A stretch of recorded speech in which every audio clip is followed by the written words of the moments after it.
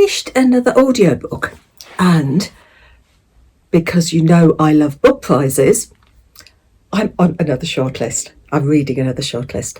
And this is Caffe Nero. They have started book awards. Right, another list, another one to add to my list. And they announced their shortlist a little while ago. And I picked up this one, Ordinary Human Failings by Megan Nolan, as an Audible. Let me just pull up who else is on the short list. Hang on, just bear with me while I'm flicking through this. I should have done this before, shouldn't I? I should have got this all sorted. Ooh, honestly, you can never find anything when you're looking, can you?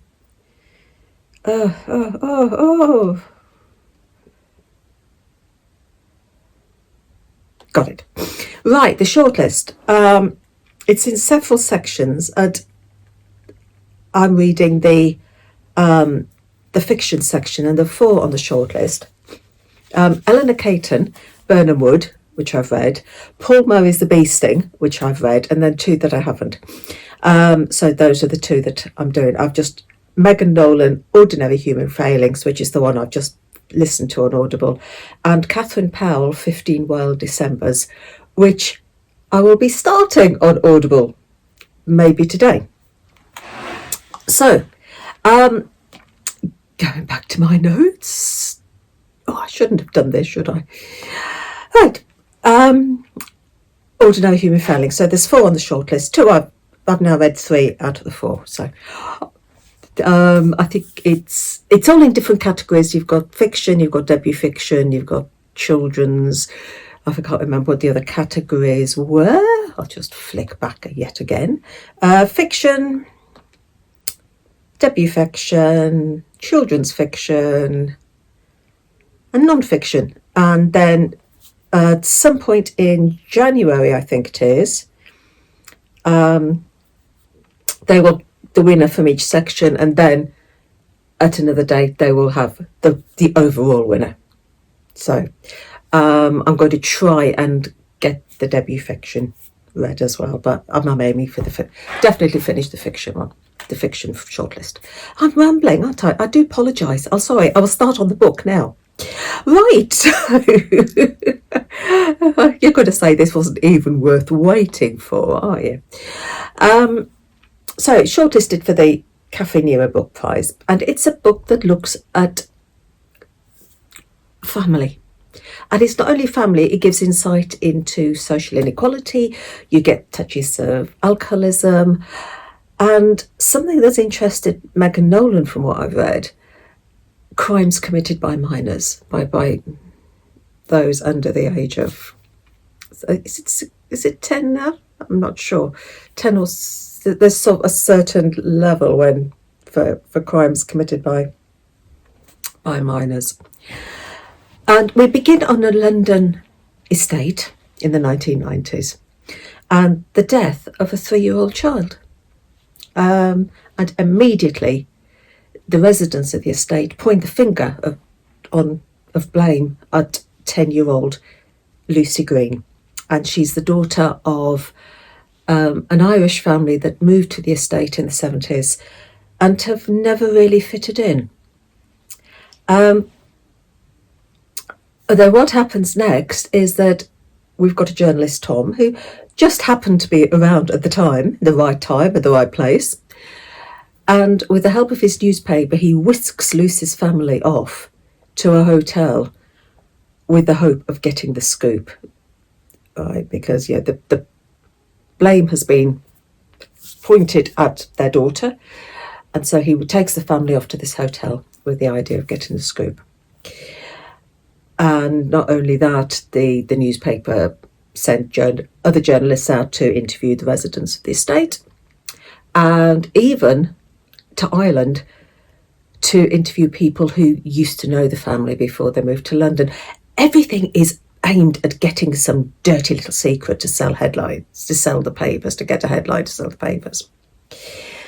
And you watch as Tom is there manipulating the family, almost trying to uncover these secrets, to make his story for what he refers to as the peasants, the people that read his paper. He looks down on the people that read the papers. To him, they're just peasants.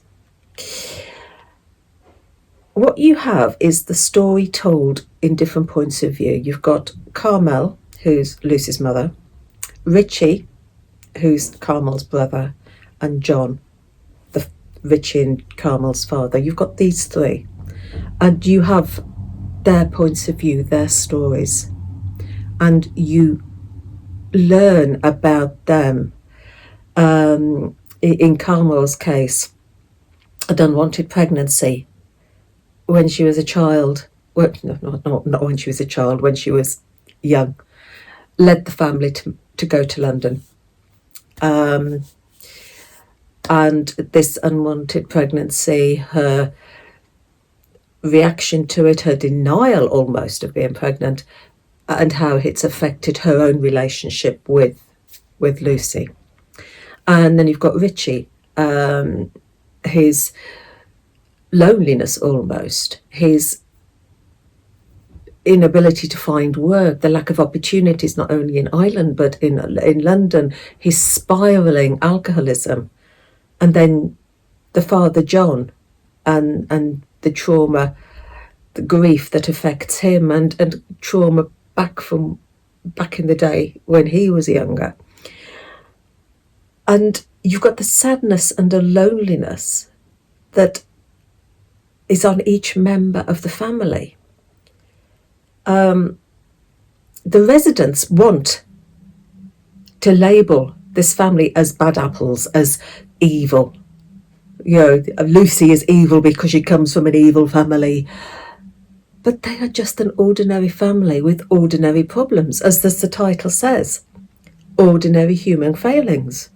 These are ordinary people. There's nothing evil or anything about them. They're just struggling to get by with the deck of cards that they've been given.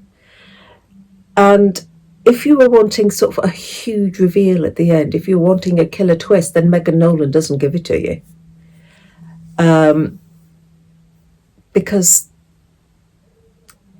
again, the title, everything is all due to ordinary human failings.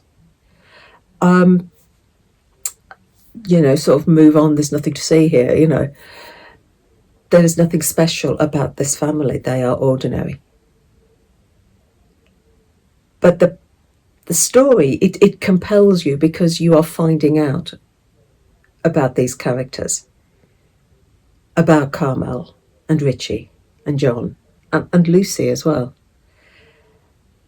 And you get all their points of view.